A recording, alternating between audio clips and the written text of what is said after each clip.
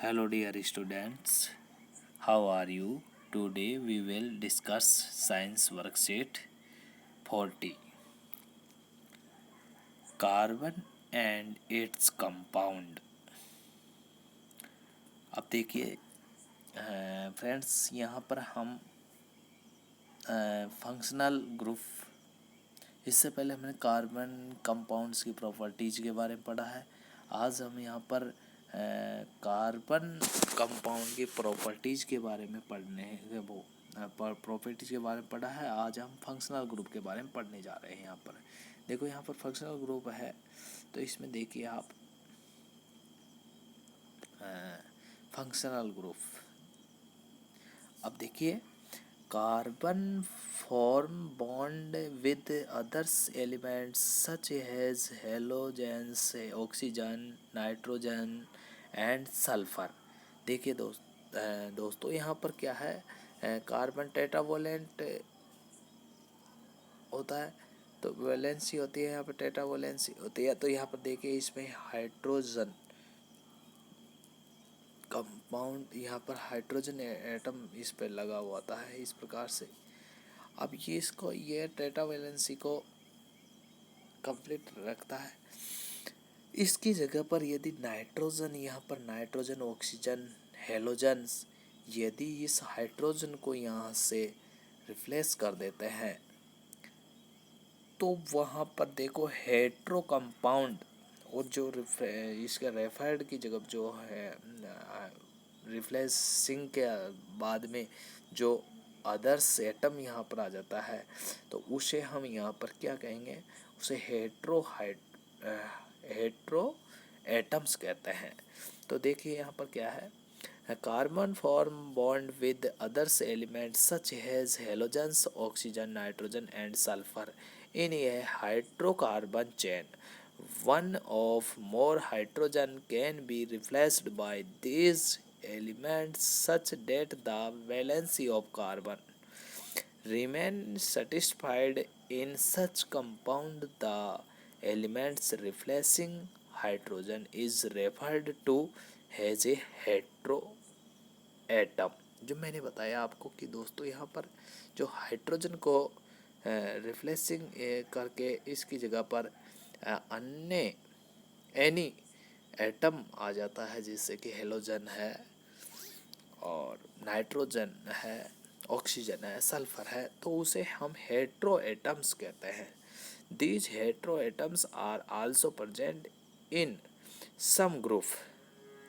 These heteroatoms and the group containing these confer specific properties to the compound regardless of the length and nature of the carbon chain, and hence are called functional group।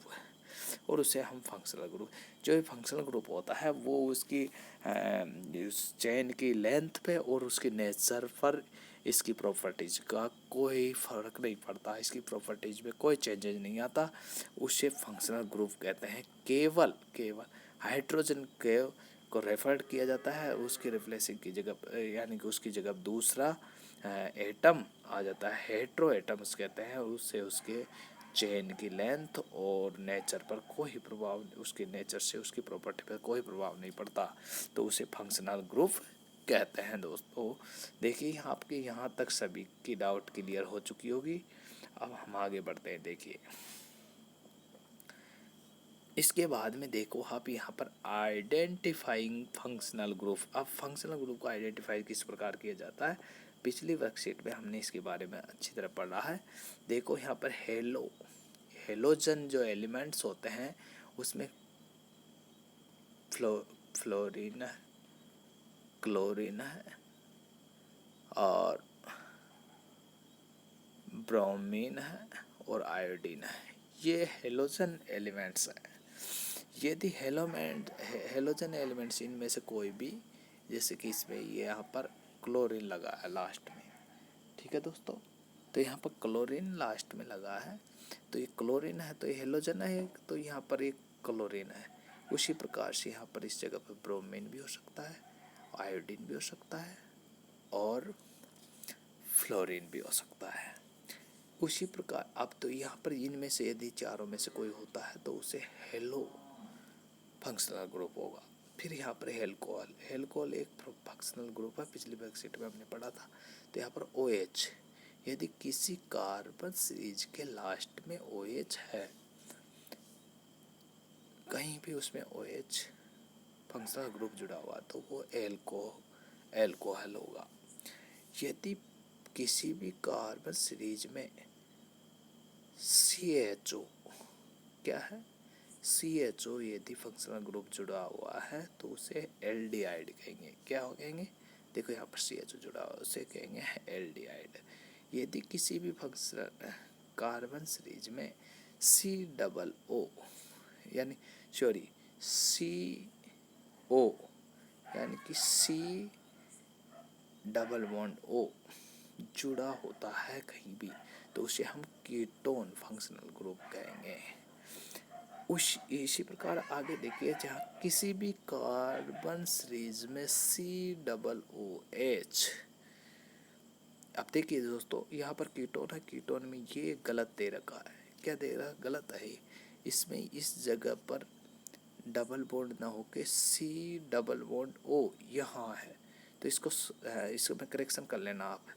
ये यहाँ पर यहाँ पर double bond O नहीं है, double bond C के नीचे आएगा, C+O है तो इस प्रकार का फंक्शनल ग्रुप होगा तो वो कीटोन होगा।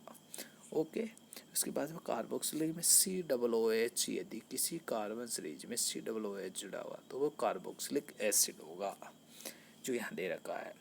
Double bond, triple bond,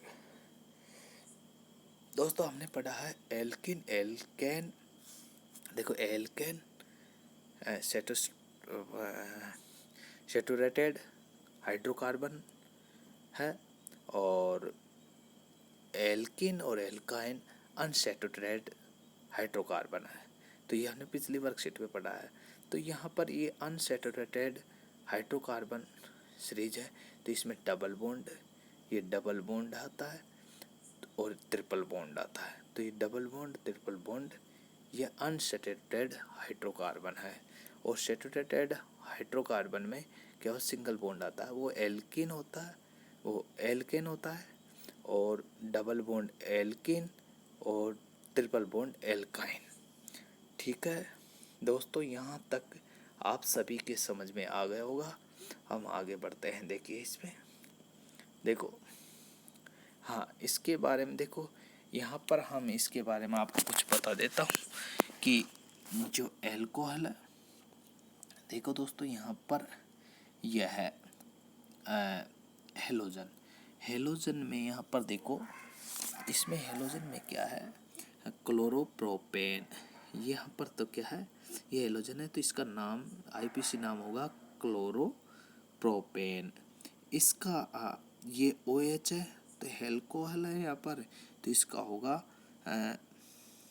propanol, N propanol, ओल लग जाएगा, प्रोपेनोल। इसी प्रकार से यहाँ पर ये एल्डिहाइड है तो प्रोपेनेल हो जाएगा, इसका क्या हो जाएगा, प्रोपेनेल। और यहाँ पर कीटोन है, कीटोन में मैं दोस्तों आपको बता देता हूँ, इसमें फिर मैं करेक्शन कर देता हूँ। इसमें क्या था, कीटोन में ये गलत है, यहाँ पर डबल बॉन्ड, ये डबल बॉन्ड आएगा, डबल बॉन्ड O, ये इस प्रकार से O है तो इसका हो जाएगा ये क्या है, ये किस में है, ये कीटोन में है तो यहाँ पर कीटोन है तो प्रोपेनॉन हो जाएगा। इसमें क्या है, ये देखो आपको इसमें मैं बता देता हूँ, CH3COCH3, तो यहाँ पर क्या है, इसमें प्रोपेनोन हो जाएगा, ये क्या हो जाएगा, प्रोपेनोल। इसमें क्या होगा, प्रोपेनोल हो जाएगा। ठीक है दोस्तों, हम आगे बढ़ते हैं। अब इसके बाद में हम आगे बढ़ते हैं। देखो ये कार्बोक्सिलिक है तो यहाँ पर कार्बोक्सिलिक एसिड, तो यहाँ तो कार्बोक्सिलिक है, ठीक है, ये कार्बोक्सिलिक प्रोपेनोइक हो जाएगा, यहाँ पर क्या हो जाएगा, प्रोपेनोइक। कार्बोक्सिलिक एसिड है तो प्रोपेनोइक नोइक हो जाएगा इसमें। इसके बाद में ये डबल बॉन्ड वाला ट्रिपल बॉन्ड वाला है। ठीक है दोस्तों, अब इसमें ये आपके कंप्लीट हो गया। अब मैं इसमें थोड़ा आगे बढ़ता हूँ। देखिए आप, इसमें हम देख रहे हैं ये आपके वर्कशीट कंप्लीट होती है इस प्रकार से। अब इसमें आपके यहाँ पर क्वेश्चन है। क्वेश्चन देखिए आप, let's practice identify the functional group from the following.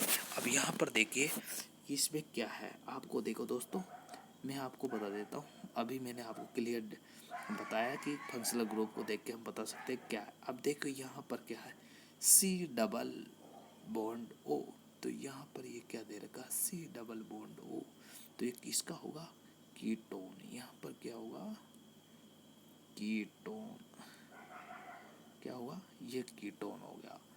ठीक है, क्योंकि हमें सी डबल बॉन्ड ओ दे रखा है, सी ओ दे रखा है, तो कीटोन हो गया। यहाँ पर ओ एच दे रखा है, तो क्या होगा, एल्कोहल। मैंने आपको बताया था कि यहाँ पर ये दे रखा, तो क्या होगा, एल्कोहल होगा, एल्कोहल, क्या होगा, एल्कोहल। यहाँ पर एल्कोहल होगा। यहाँ पर देखो सी एच ओ दे रखा है, सी एच ओ किस में है, इसमें है, तो यहाँ पर एल्डिहाइड होगा। देखो एल्कोहल में ओ एच है, तो यहाँ पर ओ एच है। कीटोन में सी डबल बॉन्ड ओ है, तो यहाँ पर कीटोन हो गया।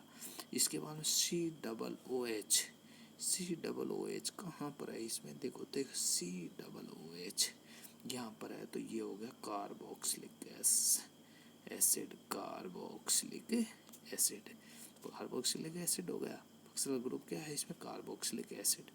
यहाँ पर यह है ब्रोमीन, हेलोजन है, तो ब्रोमीन है, और ये क्लोरीन है। अब देखो दोस्तों, इनके बारे में, इनके हम कुछ देख लेते हैं कि इनके नाम क्या क्या है। ये कीटोन है, तो कीटोन को इसमें डाइमेथिल कीटोन, इसका नाम क्या होगा, डाइमेथिल कीटोन। यहाँ पर एल्कोहल डाइमेथिल कीटोन, इसको हम 2 प्रोपेनॉल भी कह सकते हैं। क्या कह सकते हैं, 2 प्रोपेनॉन भी कह सकते हैं।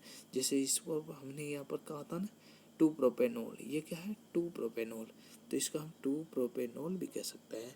उसके बाद में OH वाला है, तो OH वाले को हम प्रोपेन 1 ऑल भी कह सकते हैं। एन प्रोपेनॉल भी कह सकते हैं, इसे एन प्रोपेनॉल भी कह सकते हैं।